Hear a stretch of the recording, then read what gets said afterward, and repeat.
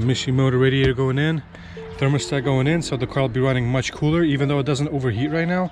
And I was beating on it with the new tune with Mishimoto now, and the thermostat, Mishimoto radiator, thermostat, all that, it should run super mint. So I'm really happy. I'm super stoked to have all this done, because then I can get a welded diff for the time being, because I really want to slide this thing. At least as I go to work, I just want to kick the ass out a little bit, you know, and then start working on the body kit, which I think is going to be this weekend. So body kit installation's coming very soon. I was expecting my hood to come in a few days earlier, but it's going to come in by the 13th. So unfortunately I gotta wait for that.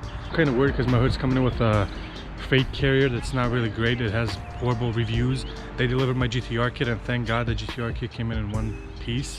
No cracks, no damages on the box, but I might have just got lucky that time. I hope they deliver it again super nice and like no damage to the box, because it's an expensive hood.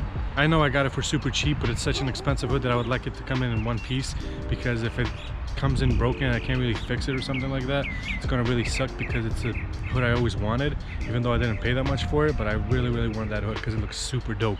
Once it comes in, I'm gonna show you guys. But yeah, this is just a quick update of what I'm doing. Got these super nice pipes.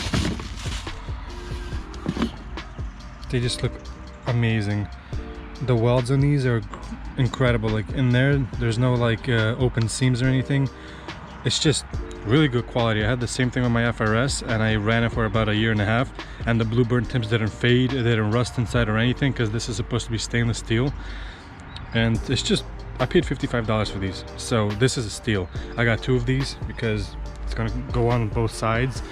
The GTR Kit is like the M3 style bumper, so can't wait to have this on. Since the car is shooting flames, it's gonna look super dope, shooting flames out of the blue tips. Several days later.